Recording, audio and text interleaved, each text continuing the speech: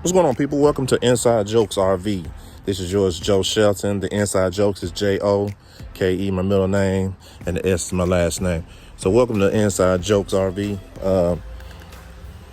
Been watching plenty of videos. I want to install a sound system on my travel trailer. And didn't see too many videos on installing install from scratch. Most of the videos that I saw were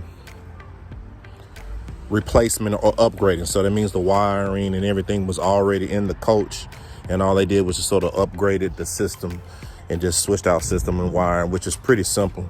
But the coach that I have didn't have any wiring for a radio. It just had the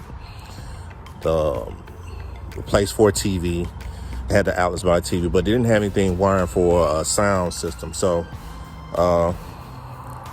this is what my first install, my customization of my RV. This is the first install. I used to install car radios all the time as a teenager.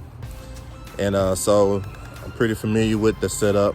So only thing I'm questioning about is how to wire it. Do I wire it to the fuse box on the coach, or do I just wire it straight from the straight to the battery? So that's what I'm trying to figure out. So I'm going to do a little more research on that, and we're going to get started with the install in just a moment.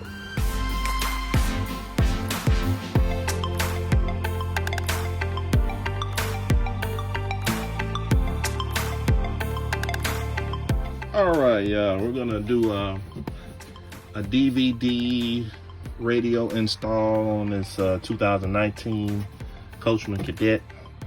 I got this little TV right here. This is probably I'm gonna upgrade that TV too.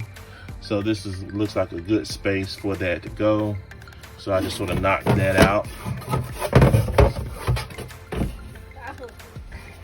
Knocked that out, sort of traced out. Hold on, I got it. Tracing it out. And this is what I'm going to install right here.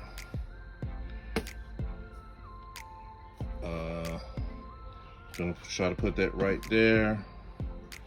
And so now this is real thin, so I'm gonna reinforce this with maybe a half-inch piece of plywood just to sort of strengthen it up. And we'll be back on the next video. All right, this is the wood that I found. I had this in my garage. I don't know how thick that is. It's a little scrap. I cut it down on my table saw to the dimensions of that panel. And now I'm gonna glue the first panel onto this first. All right, all I did, put some wood glue. Just laid it down. Now I'm about to spread it out and even it out across this this board. All right, I got this panel glued onto that. Got a couple little clamps holding it down. Let it dry. As you can see, I got my dimensions of my radio on there. And let this dry for a little bit, then we'll cut it out. All right, here's the finished product. Here's the panel that I took out right there. It's right there, just pop that out. This is what I got. I'm gonna have to go back and chip down, find a finish or something so I can touch up those little rough spots, but hopefully they won't be seen. All I did was took some couple of little L-type brackets. Use the screws that came with the radio. Fastened to that. Did it on both sides. Little L brackets to sort of fasten that to that plywood to sort of strengthen it up a little bit. All right, now I'm gonna get it up in this spot right here. I got an idea how I'm gonna run my speaker wires. I gotta figure out how I'm gonna power it. So that's what I'm gonna be working on next time. All right, now I'm down to running power to my radio that I'm installing. Here's my battery right here. I tried to find an already opening. I didn't want to go through all the fuse box and all that type of stuff. I'm not that good of an electrician. So I'm just gonna run it direct to the battery. So I had to create a little opening So I found a little hole right here, and I'm gonna come and fix that up, and you know, so I'm gonna under there, and patch all that back up, and run it all the way up to where my speakers are gonna go.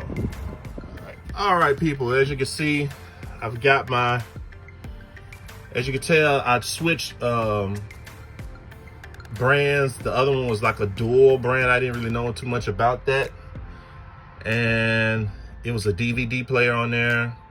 And I got to thinking about how many times, you know, how many DVDs am I going to carry around with me? And plus I didn't know too much about the brand. So I went back and exchanged it for this Pioneer unit. It was basically the same size. I know about Pioneer, a little more trusted brand. But as you can see, the trim that I cut out for the old unit, it had I guess a bezel that fit over there that hid all these rough marks from the last unit. And so when I installed this one, that's what I was left with. So I had some little scrap wood. I went ahead and made me a little trim piece to sort of cover all of that. Just some cuts, some staples, some wood glue. Of course, I'm gonna paint this. I'm gonna see if I can find a gray that color, because I need to touch up all these those little rough marks there anyway. So that's a little trim piece that I did to sort of cover that. Here's what we got, the finished product.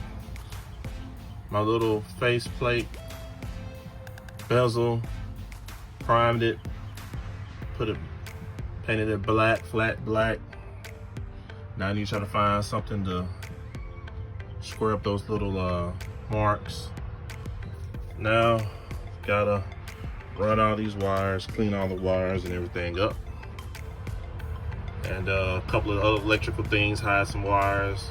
But that's my end result. All right, finished up everything. Here's some extra things I added. I added a small little amplifier. Still got to tighten these wires up a little bit. And what I did, all right, that little amplifier I just showed you. I got my system recap, some little speakers. There's my radio installed, it's blinking. And what I did, I like my sound. I'm a music guy, so I like my sound. So basically, under this seat here, this is one of those little subwoofers from your house surround sound that I wasn't using. And I got it in there mounted, the little L brackets right there, sort of mounted right there, that sort of keep it from shifting around. And that's my final installation of that. A few little wire cleanups, I got those tacked in a little bit, and there we have it. A couple of things I left off when I on initial install. I showed you with speaker wire. I just sort of drilled a hole in the bottom of those cabinets on that side, right there. I have my wires come from downstairs from the amp. I'm not downstairs, but from below. I had to get all that cleaned up, clean all that up. Ran the wires across that cabin. Of course, I'm gonna touch all of that up, clean all of that up. That's the back of the unit right there. All right, so I remember I showed you those little marks that I made when I first pulled the panel out. You could barely see them now.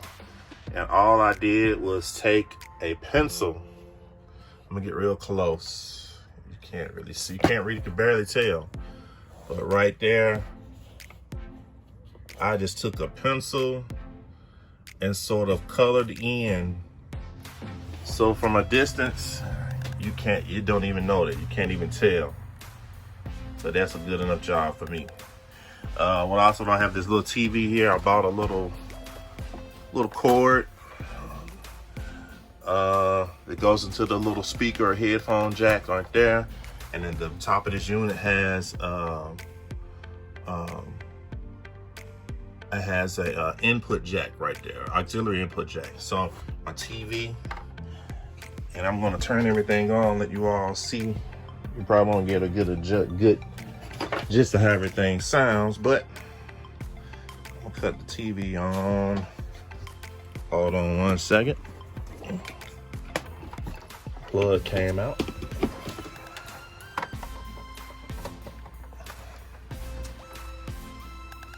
All right, and I'm not certain how well you'll be able to hear the frequency of the subwoofer, but man, it sounds really good.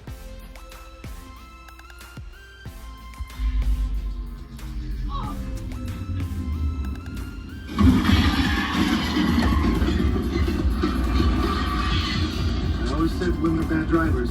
I agree.